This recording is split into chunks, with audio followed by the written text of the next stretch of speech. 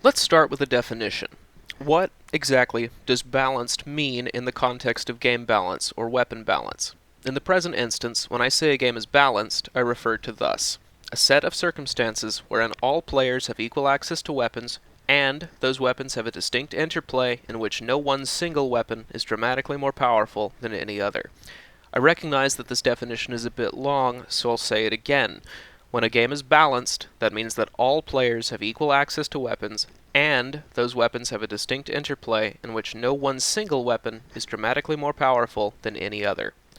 Since its original launch under Real-Time Worlds, APB has always struggled with game balance. In its original iteration, APB's combat was designed by people with a PvE focus in mind rather than a PvP one. PvE game balance is substantially different from PvP because when players are fighting NPCs, there's no real downside to making weapons become more powerful in a linear curve as the player progresses. Higher level player equals harder content equals more powerful weapons. Simple. But fighting other players throws a wrench in this system because it feels awful to get destroyed by someone against whom you have little actual recourse. When the player is killed by a weapon that is simply more effective than their own, it robs the player of agency and discourages engagement with the game. Disengaged players equals a dead game. Reloaded did a lot to fix this, though I admit my personal knowledge doesn't go back quite that far. Let's just jump directly to today, shall we? In its current iteration, APB's combat system is genius. Weapons, characters, and vehicles can have modifications slotted into them that alter their functionality. Cooling Jacket increases rate of fire at the cost of accuracy, Reflex Sight decreases hipfire spread at the cost of ADS spread, Clotting Agent decreases delay to heal at the cost of time to heal, etc. What's more, the actual effect of these mods is allowed to be minimal because the game's TTK is so short. Adding Cooling Jacket to an SMG only marginally affects how fast it feels like it fires, while in reality allowing the weapon to slip one more bullet downrange in the same amount of time. That one bullet matters and can easily be the difference between winning the fight and bleeding out on the curb.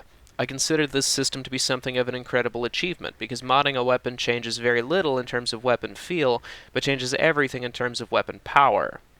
This system emulates the sensation of direct increases of power while avoiding the deleterious effects of doing so for realsies. Furthermore, APB does something fairly unique in that rather than learning to twitch aim better, the game instead beats you over the head with the value of positioning. Weapon ranges are very defined. Getting in a 1v1 with someone just outside your weapon's effective range is a good way to get yourself deleted from the face of the planet.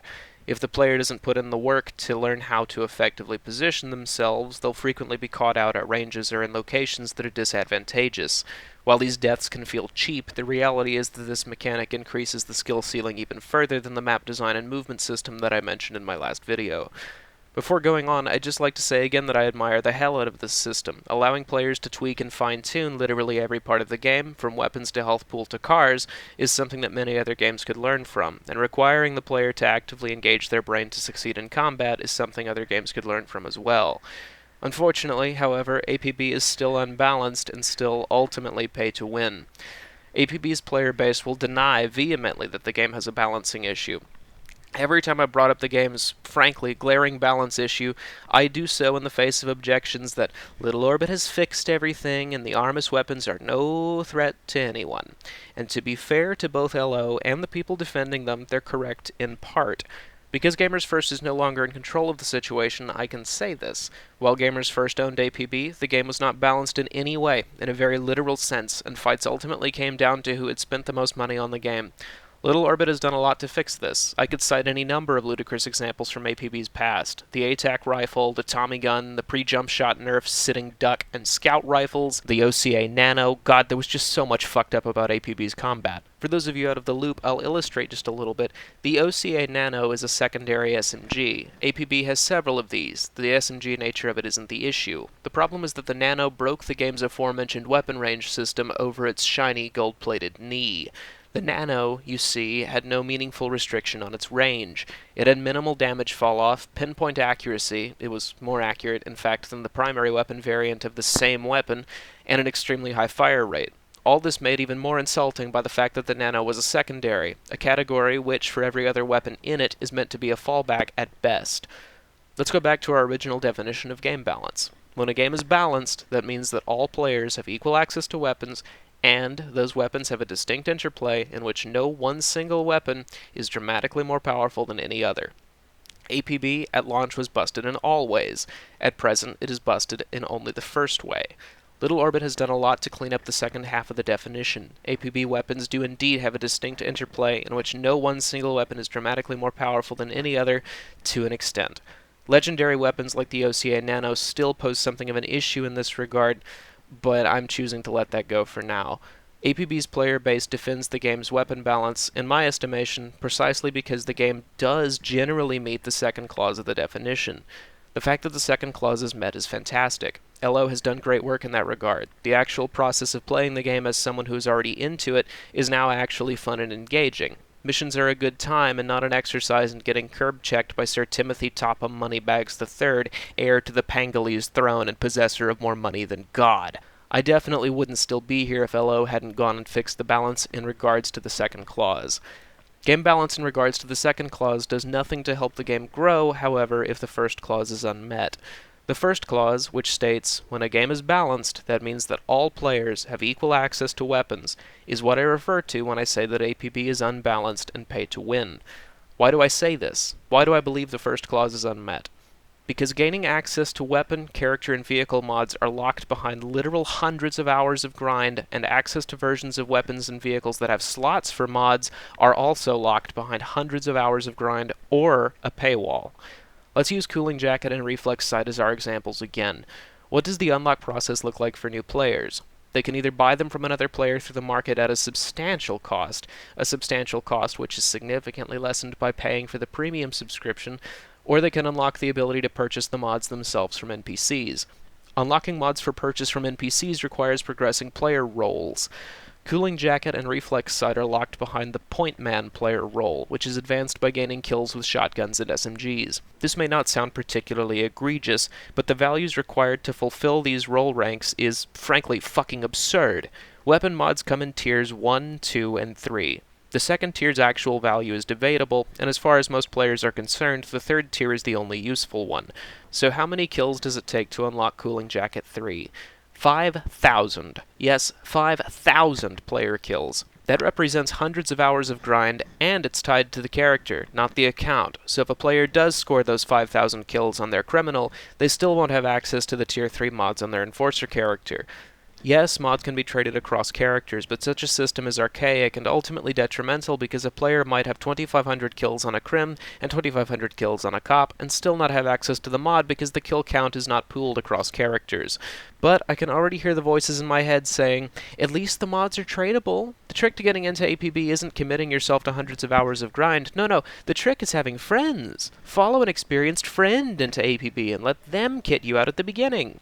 And if this were all that were required to bring a new character up to speed vis-a-vis mods, I would consider the game balanced but frustrating. Logging kills on a per-character basis is decidedly user-unfriendly, and forcing new players to make generous friends quickly or get smashed into the dirt is frustrating at best, but it still allows equal access to weapons that have a distinct interplay in which, etc., etc. I say again, if the issues I have thus described were the only ones, I would agree with the veterans that there is realistically no balance issue. Unfortunately, it does get worse. All these mods, you see, have to go somewhere, and that somewhere is weapon slots. Weapons can have up to 3 mod slots, but unlocking weapons with these slots is done by the same role system as unlocking mods. Unlocking access to a full 3-slot SMG or shotgun requires obtaining 10,000 kills, and unlike mods, weapon rentals are not tradable. So even if a new player has generous friends, they're still barred from accessing weapons that can put these mods to use, forcing the new player to bang their head against the brick veteran wall for hundreds of hours while grinding out the 10,000 kills required for them to even begin tweaking their tools. This problem is exacerbated by the fact that weapon rentals for slotted variants get very expensive very fast for players without a premium subscription. Losing a mission without premium nets only $500 to $1,200, and weapon rentals with only a single slot have prices in excess of $21,000 for a measly 10-day rental. With all these details thus laid out, let's look at the game's new player experience. Our hypothetical new user boots up the game for the first time and is issued a star rifle. He takes it into a fight, and though he doesn't quite know it yet because the UI is vague and he's uneducated, his first opponent is a max-level gold threat player with over 1,000 hours dumped into the game. This opponent has bought an Oscar rifle, which is a reskin of the free variant Joker Carbine. The opponent obliterates our new friend in every single encounter, and our new friend is frustrated. He figures out how to check his opponent's loadout on the scoreboard and discovered that he's being shot with a weapon exclusively available on the cash shop. Even though the Oscar rifle is functionally identical to the Joker Carbine, our new friend is left with the impression that the game has major pay-to-win elements. With that in mind, his path splits here. He either quits in disgust or decides he's going to press on because the rest of the game is so engaging. Let's assume he sticks around. He asks the district chat channel how to get on par with the paying customers and is immediately told to grab an Intech rifle and to mod it with HS3 and IR3. He asks what HS3 and IR3 are and is called one or more racial slurs because district chat is like that, so he puzzles out for himself that it stands for Hunting Sight 3 and Improved Rifling 3. He notes that these mods are unlocked by advancing character roles, so he opens the roles menu and looks to see what his marksman role is at. Marksman is advanced by weapons that aren't the star, so he has no progress in the role, but he sees that the kill requirement for rank 1 is only 12 kills. Easy. He picks up a Joker rifle and goes to town. 12 kills later, he ranks up and sees only 30 are required for rank 2. Still, easy. But then rank 2 gives way to the 50 kill requirement for rank 3, and rank 3 gives way to the 100 kill requirement for rank 4, and at this point he's barely unlocked Improved Rifling 1 and is still easily 100 kills away from unlocking a marksman rifle with a slot in which to even put IR1.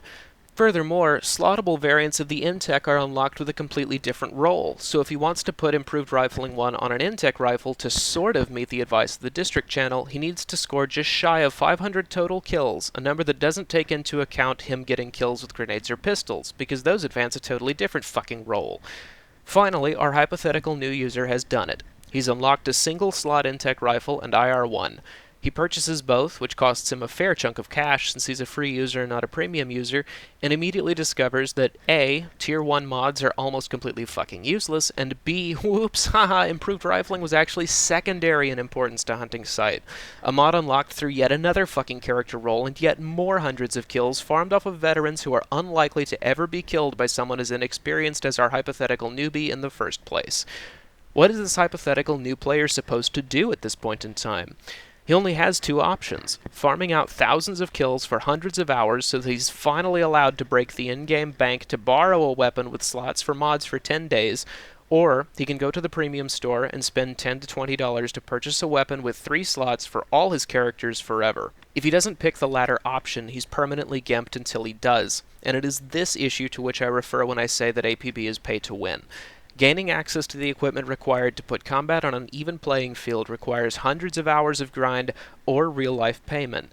Mathematically, it's in the player's best interest to simply buy slotted gear. 3 hours worked at McDonald's earns you more weapon progress in APB than 300 hours played, and that's a really fucking bad ratio for new players. I cannot convince anyone to play this game who does not already play it because the barrier to entry is so fucking high as a direct result of these issues. A new player to APB has to be willing to spend some fair quantity of money, or be willing to spend hundreds of hours to reach the same tier as paid players, and this circumstance grossly violates the first clause of the balance definition.